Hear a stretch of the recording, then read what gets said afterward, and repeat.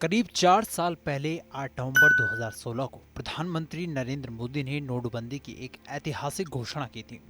रात के 8 बजे की गई इस घोषणा में उन्होंने कहा था कि आज रात 12 बजे से 500 और 1000 रुपए के नोट का लीगल टेंडर खत्म किया जा रहा है। आसान शब्दों में 9 नवंबर 2016 से 500 और 1000 रुपए के नोट कागज के समान हो गए थे। पीएम की घोषणा के कारण 86% करेंसी जो उस समय सर्कुलेशन में थी वो अचानक से प्रचलन से बाहर हो गई। रिजर्व बैंक की एक अधिकारी ने कहा कि अब 5, 10 और 100 के पुराने नोटों को भी प्रचलन से बाहर किया जाएगा।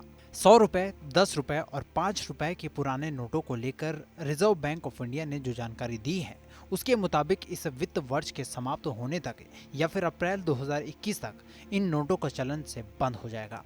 ये जानकारी रिजर्व बैंक ऑफ इंडिया के assistant general manager B Mahesh की ओर से दी गई है। उन्होंने कहा कि आरबीआई इन पुराने नोटों की सीरीज को वापस लेने की योजना पर काम कर रही है। बता दें कि 100, 10 और 5 के नए नोट पहले ही जारी किए जा चुके हैं। घोषणा के बाद कई लोगों के मन में ये सवाल उठ रहा है कि इन पुराने नोटों का आखिर क्या होगा, तो इस पर घबराने की जरूरत नहीं है। रिजर्व बैंक समय समय पर सर्कुलेशन से पुराने सीरीज के नोट को बाहर करता रहता है। यह कोई नई प्रक्रिया नहीं है।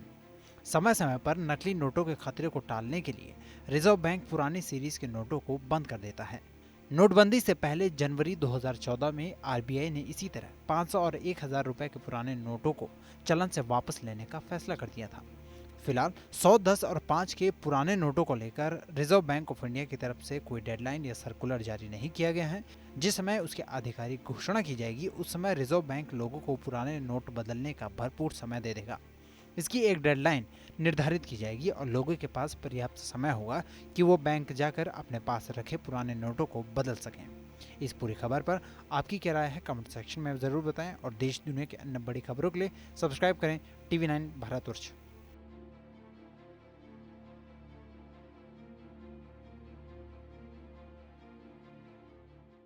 परवाह देश की, सोमवार से शुक्रवार रात 10 बजे TV9 भारतवर्ष पर।